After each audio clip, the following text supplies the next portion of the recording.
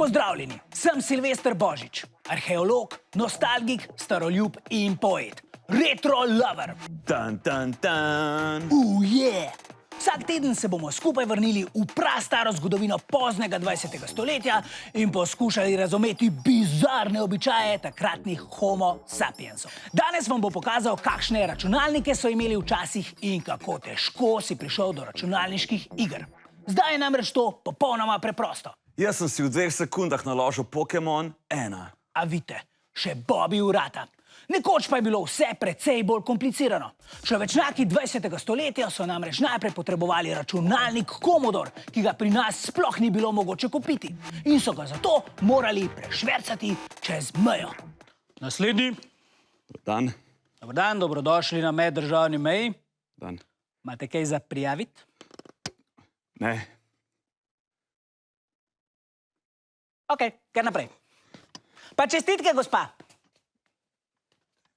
Kako bo pa ta dojenček imel kvadratno glavo? No, torej, potreboval si računalnik Commodore, televizijski ekran in pa seveda same igre, ki so bile posnete na kasete.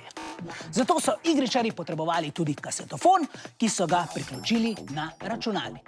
No, te igrice pa si nato lahko kupil samo na Bolšjem trgu ali pa si jih presnel kot kak pirat. Argy mateys! Pri tem je gusarjem pomagal Radio Študent, ki je preko svojih valov oddajal signale s kodami iger. Igričarji pa so jih nato doma preko kasetofonov presneli na prazne kasete. Pa prisluhnimo, kako računalniške igre zvenijo po radiju.